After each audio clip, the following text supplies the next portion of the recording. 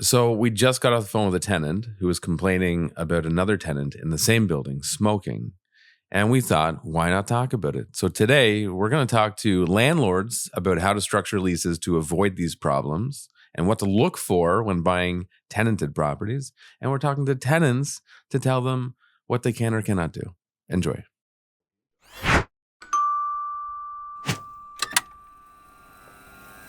Well, there's the solution.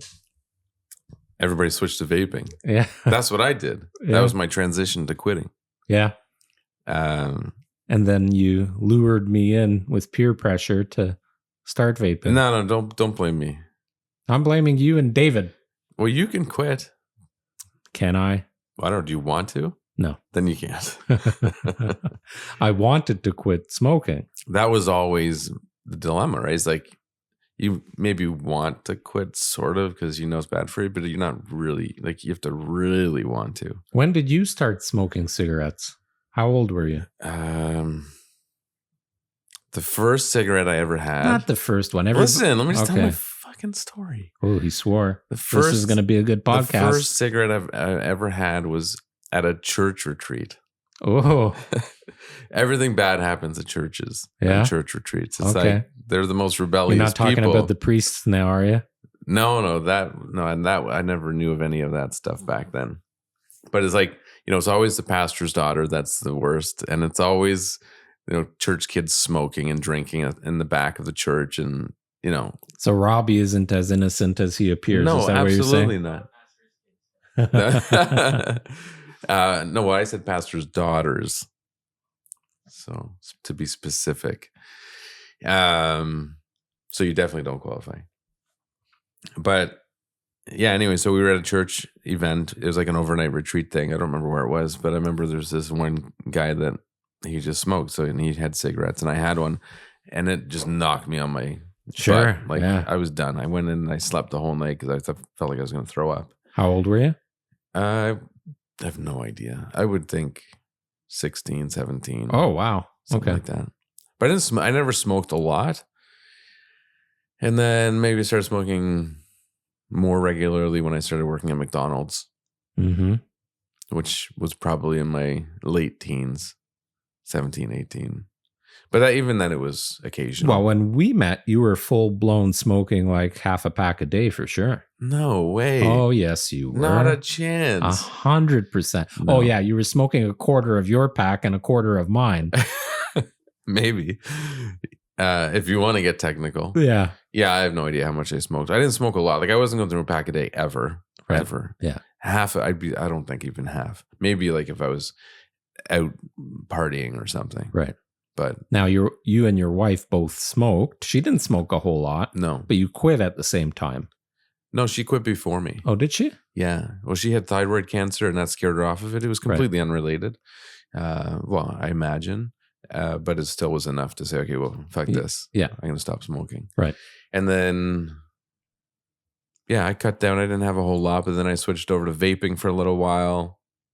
And then vaping, I realized was probably just as bad in other ways and we had no real knowledge as to the long-term effects of it. So I just stopped. And it was easier to stop that than smoking. Yes. But the reason we're talking about this today is because we had tenants complaining about other tenants and about smoking at a rental property. Right. I do enjoy cigars occasionally. Yeah. And cigars, they linger and smell more than cigarettes sometimes, right? Yeah. If you're going to smoke anything, you should probably smoke pot. Well, we had a cigar not long ago. Yeah. Sitting on your front porch and one night. Yeah.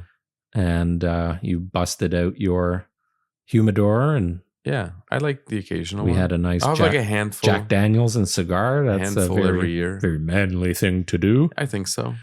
But they're nice to have on the golf course. I love smoking a cigar on the golf course. Yeah. But I can't remember the last time I had a cigar previous to that. It's been years. Yeah. And I woke up in the morning and all I could take, like my throat felt. You weren't inhaling it, were you? I inhale a little bit. Oh, that'll make you sick. I had Chris Corcoran over. I like a little bit of that. I had Chris over and he was sick. He was sick. Yeah, maybe beep out his last name in case people know him. I think he inhaled some, and he instantly got nauseous. And I warned him. I'm like, do not inhale it. Is he not a cigar smoker? Like he's smoked, very healthy. He's not smoked cigars before? No, no. I don't know if he's never, but it's been at least a decade, like very long time. Okay.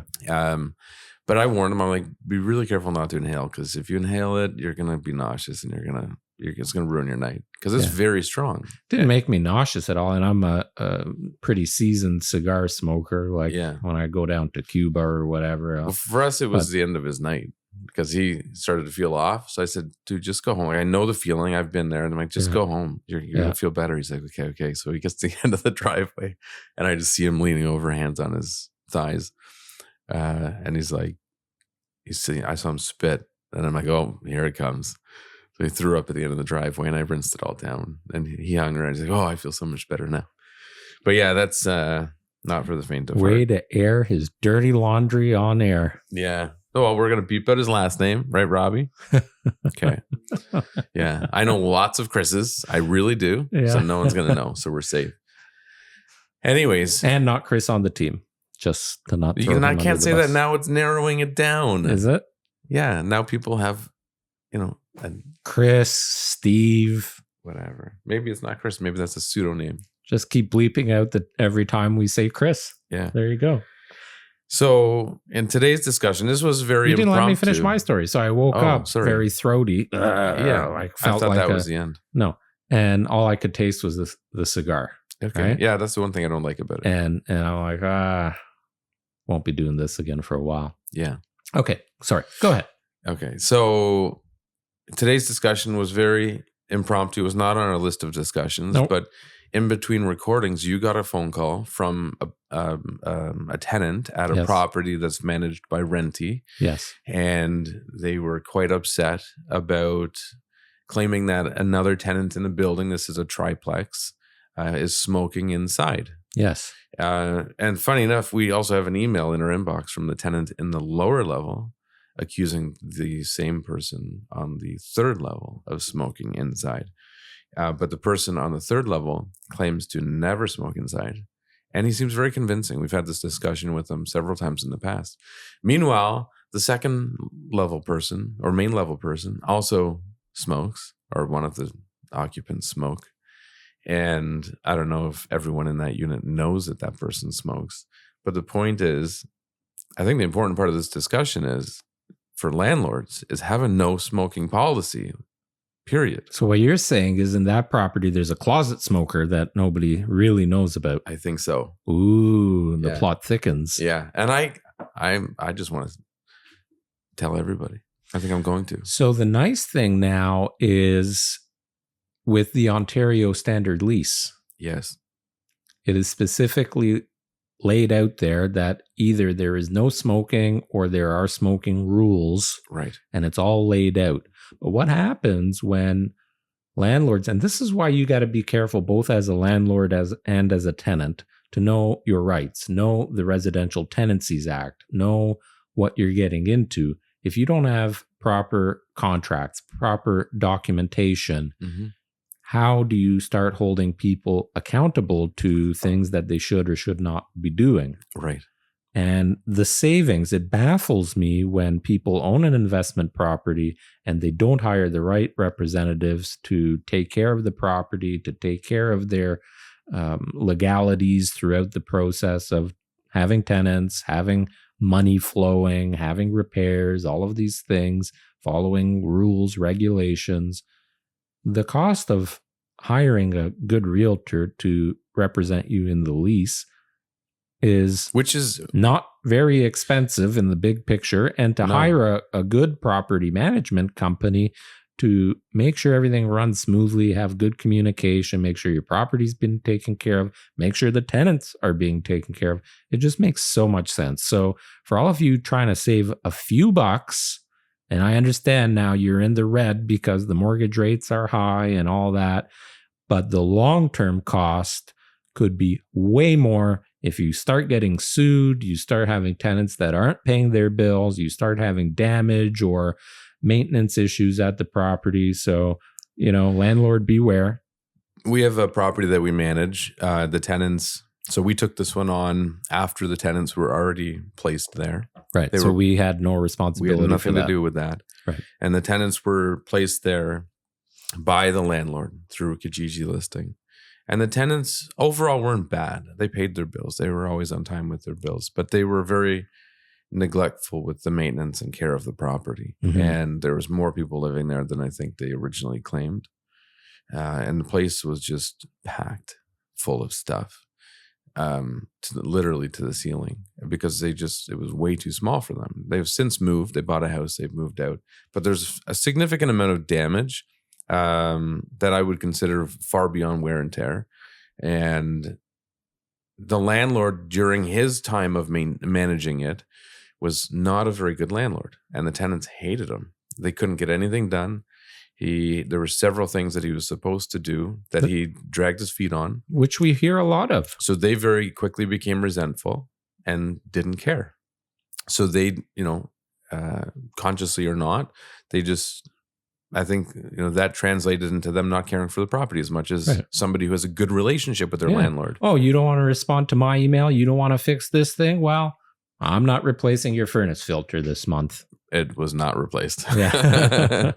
And I called them Actually, out this is going to be a good segue into our next topic. Yeah. Where we talk a little bit, or our next episode, where we talk a little bit about things that require maintenance, things that break down and such. It's a good... it is. Segue. Good, segue into that. Yeah. So, and so since us coming on board... we've had a great relationship with the tenants. Excellent relationship. They came by the other day to drop off the keys, and I sat them down and we had a really good conversation. And I can't count the amount of times they said, "Listen, we really like you. We don't want to be difficult with you. We just hate the landlord." But I was able to get them to agree to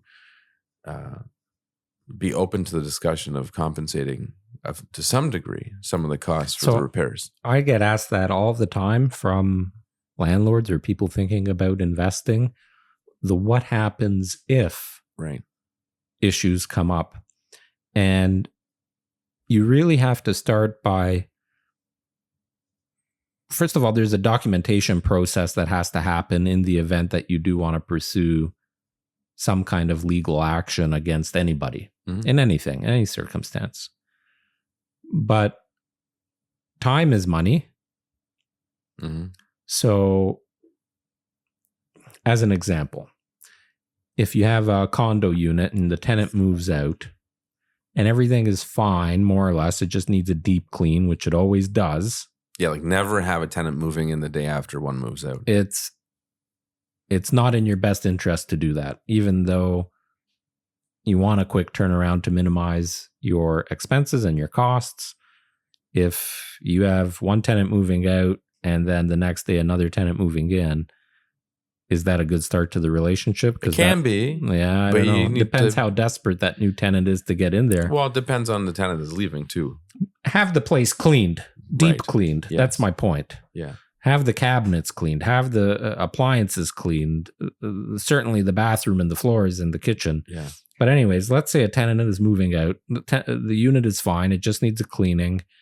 But somewhere in the process, there's a hole in the wall. Right. Maybe it's from moving, right? The sofa corner banged into the wall. It was there when I moved in. Yeah. Well, if you hired a property management company that documented those things and you have before photos and everybody signed off on it, then you would know what the condition is when you moved in. But so let's say that was done. And now there's a hole in the wall at the move out process. How much does it cost to fix a hole in the wall? Like a 3-inch by 3-inch hole. $220. Yeah, couple $100. You could, if you're handy, you could probably do it yourself for $20. Yeah, some people are, and they will, and they do. They have those beautiful patches now. Those you just I've not tried those. Stick it on and just fucking paint over it. Like it's so easy, right? But let's say it costs you $200-300. Yes, you can go to the tenant and say you are responsible. But if, let's say, they put up a red flag or a roadblock, and they say, no, I didn't do that. No, it's wear and tear. No, it was there. Whatever. Is it really worth it? Well, that's what it comes down to. Right. Is how much is it going to cost? Right. And is it worth your time and money? Because there's a cost involved in going through the process. Right. Especially if you're not representing yourself. And going through the landlord tenant board is not the easiest thing. And you got to think it's going to take at least 6 months. Minimum 6 months. Yeah.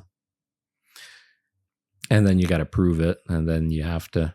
Well, and that's back another and thing is forth. documenting. Yeah. Right. Like we document basically every conversation. We Right. save every email. Yes. We take photographs Move and in, create move out reports. photos. There's reports. There's You need something so that if it does go to the landlord and tenant board, that you have something to substantiate right. your argument. Otherwise, it's just You hearsay. need evidence. Right. Correct. Right. Right. So, Anyway, don't smoke in your unit. don't smoke in your unit, and make sure you have a no smoking clause.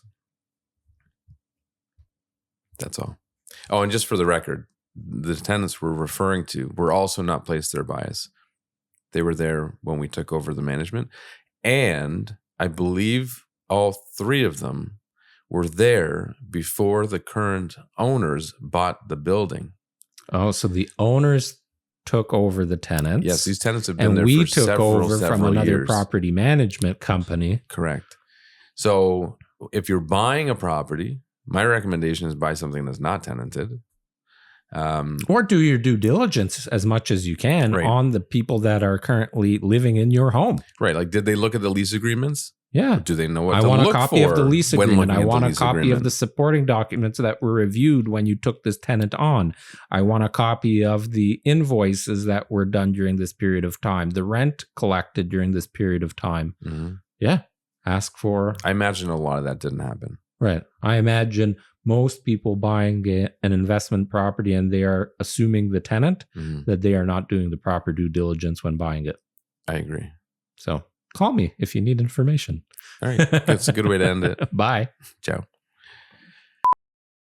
Thanks for watching or listening to this episode of KT Confidential, the real estate podcast. We hope you got some value out of it. We'd appreciate your input and questions for upcoming episodes. So leave a comment and have a good day.